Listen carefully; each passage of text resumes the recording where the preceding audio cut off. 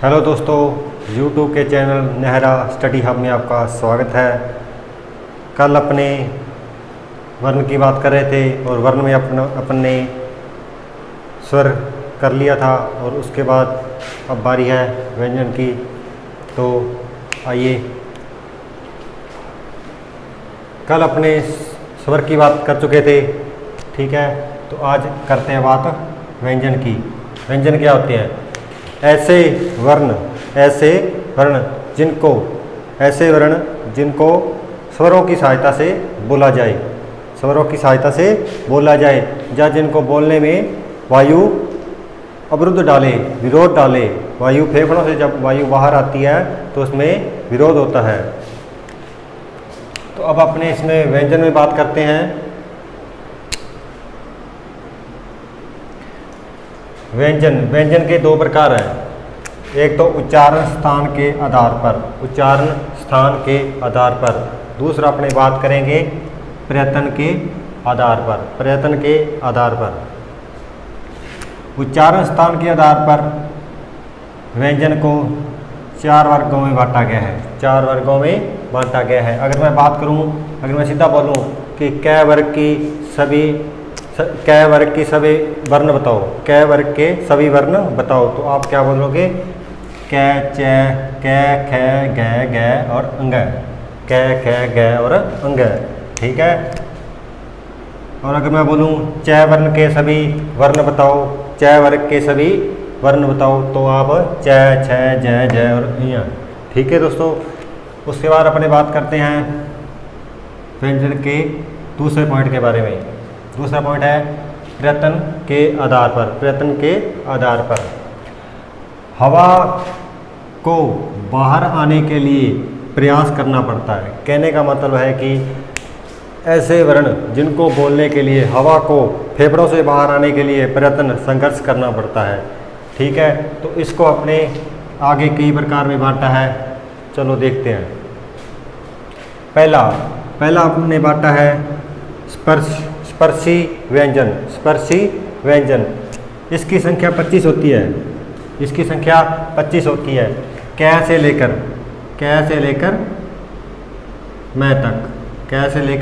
मैं तक।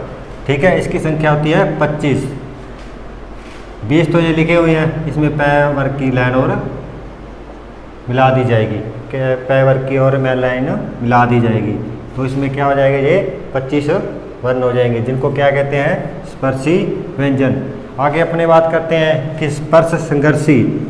स्पर्श का मतलब है कि वो जो वायु बाहर आती है तो फेफड़ों से स्पर्श करती हुई आती है। ठीक है। और अब इसमें दूसरा पॉइंट है जो स्पर्श संघर्षी। स्पर्श तो करती है, साथ में फेफड़ों के साथ वायु संघर्ष करती हुई बाहर आती है। आप च वर्ग की सभी लाइनें बोल के देखो, च, छ, ज और जो। लाइन बोलते समय तो ये चार वर्ण हैं, इनको स्पर्श के साथ साथ संघर्ष भी करना पड़ता है, तो इन्हें क्या बोलते हैं? स्पर्श संघर्षी व्यंजन। आगे है नासिकीय व्यंजन। कौन से? नासिकीय व्यंजन। नासिकीय व्यंजन का अर्थ है दोस्तों कि जो नाक से बोले जाते हैं, जिनको नाक से बोला जाता है। अंग, अणो, न और म। ठीक है। जिनको नाक की सहायता से बोला जाता है। वायु नाक से संघर्ष करती हुई बाहर आती है। और दूसरी बात इसमें इम्पोर्टेंट बात एक है कि इन तीन वर्णों का शब्द बहुत कम बनता है। इन तीन वर्णों से शब्द बहुत कम बनता है। कहने का मतलब है कि इनसे कभी भी शब्द कोई भी प्रारंभ नहीं होगा। इन तीन वर्णों से कभी भी कोई शब्द प्रारंभ नहीं होगा।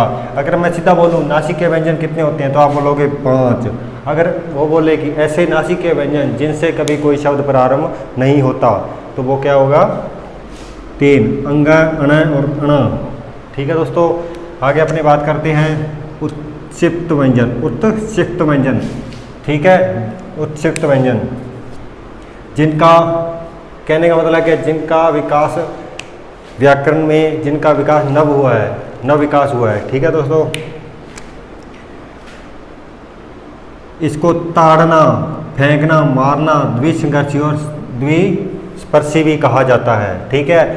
ताड़नजात व्यंजन भी कहा जाता है। इसको क्यों कहा जाता है ताड़नजात व्यंजन, आपको बताते हैं कि जब उच्चारण करते समय, इनका उच्चारण करते समय जीभ एक ही झटके से नीचे आ जाती है, उच्चारण स्थान से एक ही झटके से नीचे आ जाती है।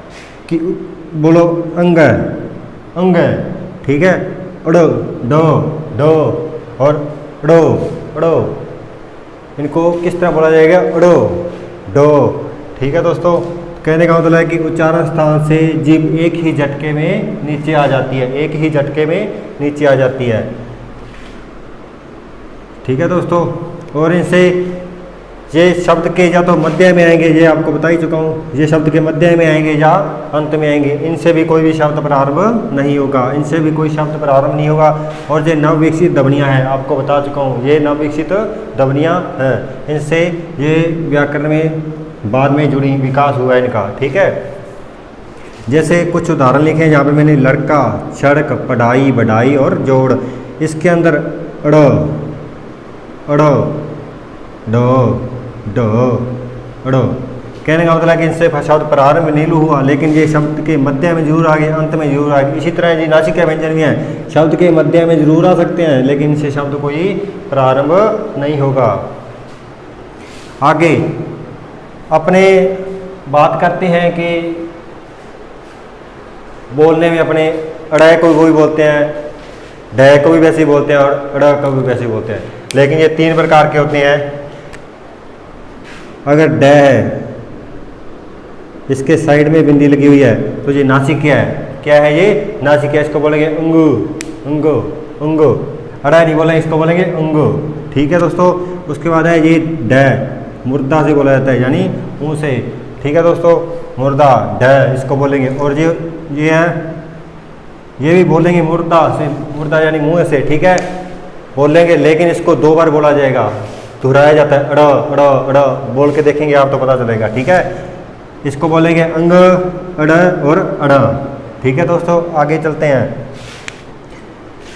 इसमें बताने के लिए कुछ इंपॉर्टेंट इफेक्ट यहाँ पे लिखे हुए हैं। एक तो अड़ और ड, जहाँ इनका प्रयोग होगा दोस्तों, जहाँ इनका प्रयोग हो जाए वो सदैव वहाँ सदैव तद्भव होगा। वहाँ कौन से शब्द होंगे, वहाँ कौन से शब्द, जहाँ इनका प्रयोग हो जाए वहाँ हमेशा तद्भव शब्द होंगे, और जहाँ ड़ ण और अन का प्रयोग हो जाए वहाँ हमेशा तत्सम शब्द होंगे। ये थोड़ी सी फैक्ट है दोस्तों, कई बार क्वेश्चन में आ जाते हैं कि जहाँ इन शब्दों का प्रयोग हो जाए, ठीक है, तत्सम या तद्भव, ये आप नोट कर लेना। आगे अपने बात करते हैं व्यंजन में 5 नंबर पॉइंट, व्यंजन में 5 नंबर पॉइंट, ठीक है। ये है अंतस्थ व्यंजन, अंतस्थ व्यंजन, ठीक है दोस्तों। अंतस्थ व्यंजन कौन कौन से होते हैं ये, य र ल और व।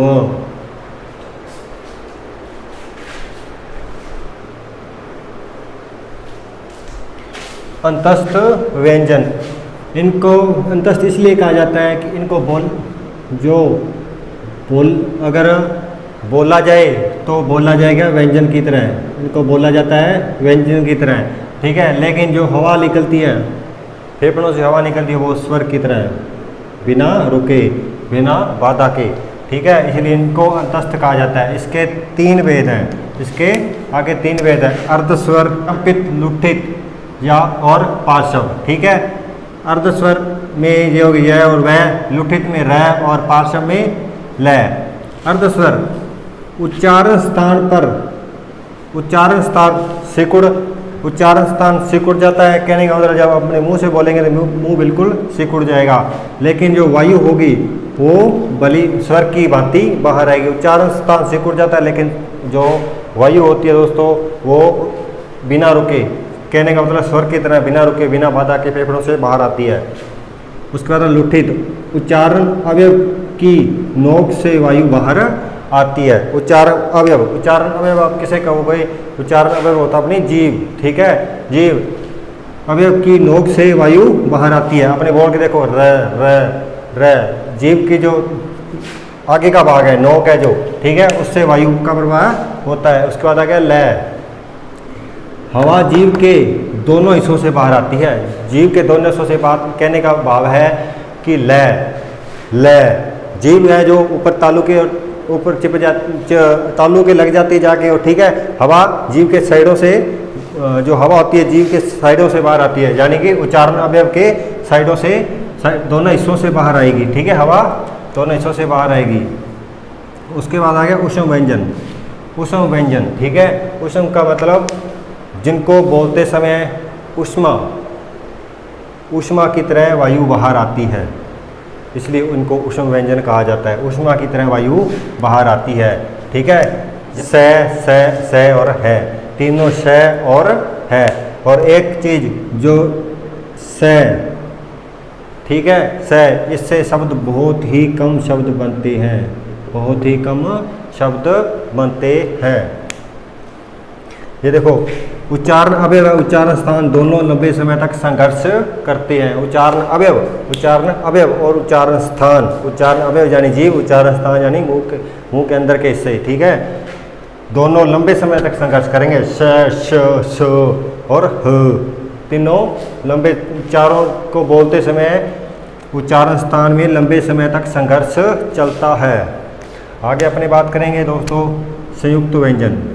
संयुक्त व्यंजन, संयुक्त व्यंजन का अर्थ है दोस्तों जिनका खुद का कोई अस्तित्व नहीं है जिनका खुद का कोई अस्तित्व नहीं है, लेकिन उनको दो व्यंजनों से मिलकर, दो व्यंजनों को मिलाया जाता है जिनसे उनका निर्माण होता है। क्ष, आधा क और श से, आधा क और श से, ठीक है। त्र, आधा त और र से, ठीक है दोस्तों। उसके बाद आगे ज्ञ, आधा ज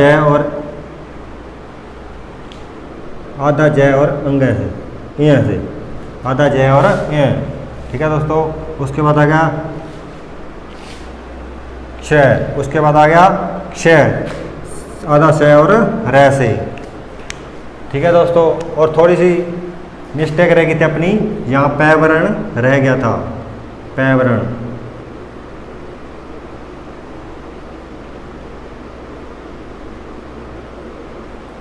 तो आगे अपनी बात करते हैं व्यंजनों का वर्गीकरण। अब अपनी बात कर रहे हैं स्वर और व्यंजनों का वर्गीकरण। स्वर और व्यंजनों के वर्गीकरण में हम पहला पॉइंट करेंगे प्राण के आधार। प्राण यानी मुख से वायु किस वे में बाहर आती है, कम मात्रा में या अधिक मात्रा में बाहर आती है, जिसे हम दो भागों में बांटते हैं, अल्प प्राण और महाप्राण। अल्प प्राण में 30 वर्ण आते हैं, अल्प प्राण में कुल 30 वर्ण आते हैं और महाप्राण में कुल 14 वर्ण आते हैं, ठीक है दोस्तों। आगे अपनी बात करते हैं अल्प प्राण किसे कहते हैं। उच्चारण करते समय हवा मुख से कम मात्रा में बाहर आती है।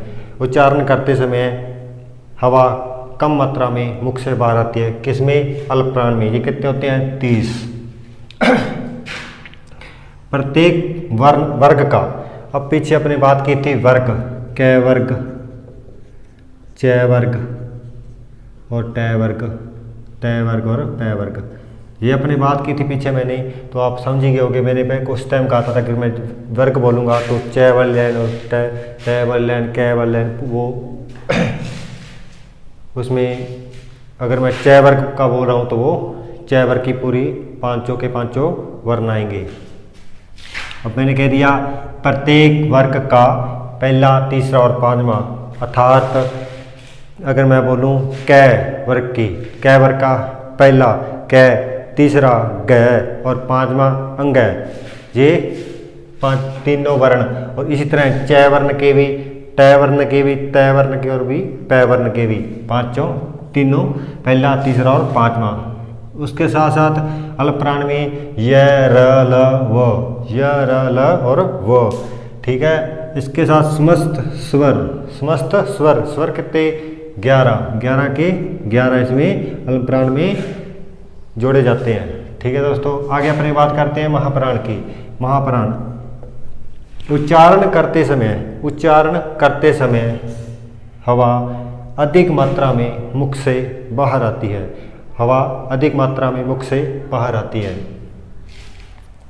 इसमें अपने लेंगे प्रत्येक वर्ग का। अब अपने वर्ग की वही बात आ गई है, वर्ग क वर्ग और ट वर्ग और पै वर्ग, उनका दूसरा और चौथा वर्ण, ठीक है। आगे तीनों तीनों शय, तीनों शय आएंगे। तीनों शय आगे अपने किस में कर चुके हैं, इनको क्या बोलते हैं, ऊष्म व्यंजन। क्या बोलते हैं इनको, ऊष्म व्यंजन।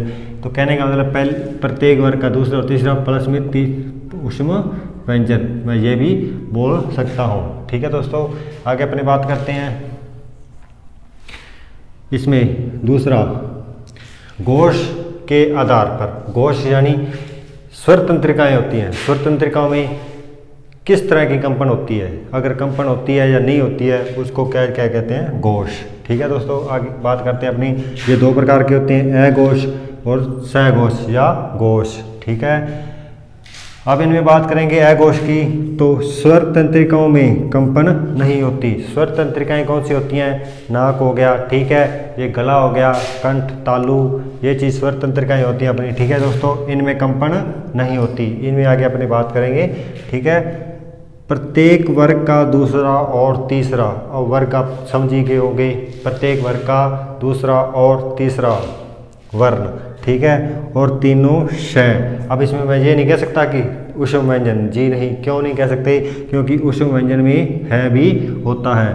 तो इसमें मैं सीधा कहूँगा अघोष कौन कौन से होते हैं, प्रत्येक वर्ग का दूसरा और तीसरा प्लस में तीनों शय, तीनों शय। ठीक है, आगे अपनी बात करते हैं सघोष या घोष। अगर घोष के साथ सीधा सघोष भी लिखा सकता है और घोष के साथ सीधा अघोष के साथ सीधा घोष भी लिखा सकता है, तो इसको सघोष और घोष दोनों कह देते हैं। इसमें उच्चारण करते समय स्वर तंत्रिकाओं में कंपन होती है। इनका उच्चारण करते समय, इन वर्णों का उच्चारण करते समय स्वर तंत्रिकाओं में कंपन होती है। कौन से हैं ये, प्रत्येक वर्ग का तीसरा, चौथा और पांचवा, तीसरा, चौथा और पांचवा। आगे बात करेंगे य, र, ल और व, य, र, ल और व। ठीक है, इनको बोलते समय कंठ, तालु, नासिका में कंपन होती है। आगे सभी स्वर, स्वर यानी 11 के 11 स्वर किसमें आते हैं, ये घोष में। अब इनमें कई बार मिक्स क्वेश्चन आ जाता है कि महाप्राण और अल्प महाप्राण, और महाप्राण कौन सा और साथ के साथ वो घोष कौन सा है। ठीक है, ऐसा वर्ण बताओ जो घोष भी हो और महाप्राण भी हो। ठीक है, तो अब मैं बोलूं कि अब मैंने 3 शब्द दे दिया आपको, जैसे मैं बोलूं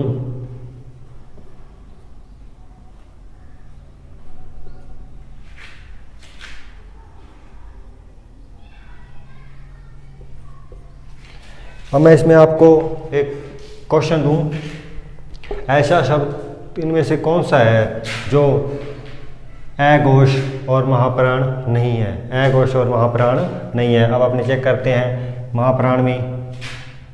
ठीक है, ग भी आ गया महाप्राण में, ख आ गया। ठीक है, उसके बाद ग नहीं आया अपना, यहाँ भी ग नहीं आया, उसके बाद फ ये आ गया। ठीक है, तो अपना ग है जो आंसर रहेगा। इनके मिक्स क्वेश्चन भी आ सकते हैं। अब इनमें से मैं अगर कह दूं कि एक क्वेश्चन और दे दूं आपको,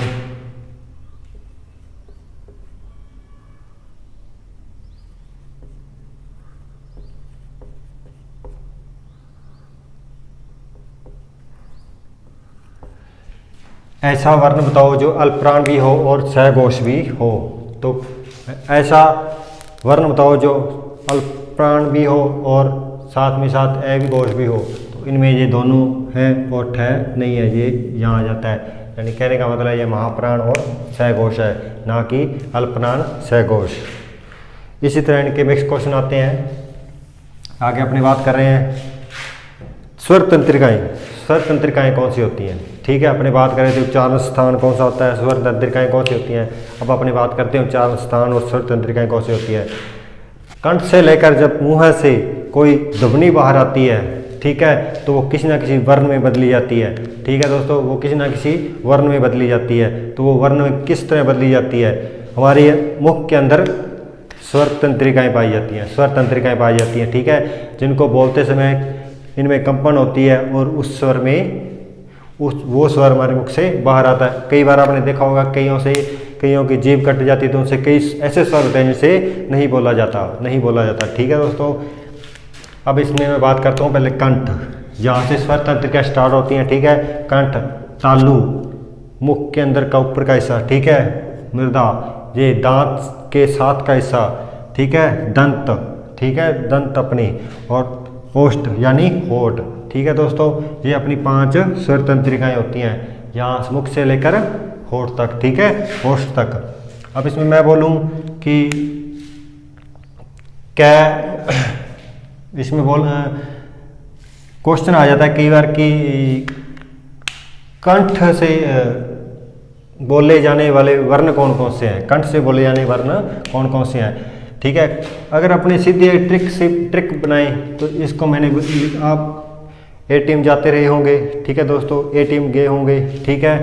अब अपने एटीएम नहीं जाना, एटीएम के डीओ के पास गए थे आप, मान लो आपका एटीएम खो गया तो आप एटीएम के डीओ के पास गए हो, लेकिन यहाँ अपने एटीएम नहीं जाना, यहाँ अपने जाना है केटीएम के पास, केटीएम के डीओ के पास, KTMDO, यहाँ अपने जाना है केटीएम के डीओ के पास। के से कंठ, टी से तालु, एम से मुर्दा, डी से दंत, ओ से ओष्ठ, यानी केटीएम। एटीएम तो सभी जाते हैं, अब अपने चलते हैं केटीएम। ठीक है दोस्तों, कंठ में कै वर्ग की पांचों के पांचों वर्ण, कै वर्ग के पांचों के पांचों वर्ण, प्लस में ए और आ, ये क्या होते हैं, कंठ से बोले जाते हैं। उसके बाद तालु, टी से बना सकते हैं तालु, उसमें च वर्ग की पांचों वर्ण, और ई य और श। उसके बाद अपनी बात करते हैं मृदा, इसमें मैं, इसको मैंने मैं से दर्शाया, ट वर्ग की सभी पांचों वर्ण, ठीक है, ऋषि और र, श, ड़ और ड, ठीक है। उसके बाद दंत, त वर्ग की पांचों वर्ण, ल और श। उसके बाद ओष्ठ, ओ से लिखा है, प वर्ग की पांचों वर्ण, और उ।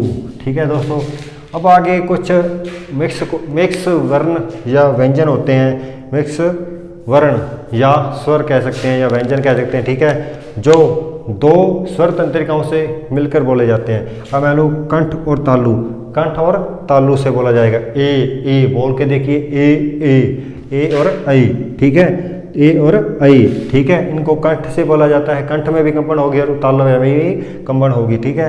दूसरा है कंठ और ओष्ठ, कंठ और ओष्ठ। अब इनको ओ कंठ में हो गए और ओष्ठ में भी, ठीक है, ओ, ठीक है। आगे दंत और ओष्ठ, व और फ, दंत और ओष्ठ का दोनों की सहायता से बोले जाते हैं।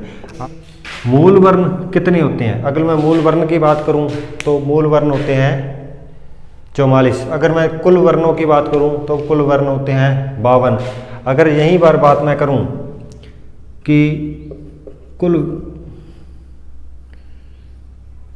मूल स्वर कितने होते हैं तो वो होते हैं 4, ए, ई, ओ, ऋषि, ठीक है। और कुल स्वर की बात करूं तो वो होते हैं 11। तो अपन लाइक, शेयर और कमेंट जरूर करें, ठीक है दोस्तों। और कल करेंगे अपने शब्द विचार। धन्यवाद। चैनल को लाइक, शेयर और सब्सक्राइब जरूर करें। धन्यवाद।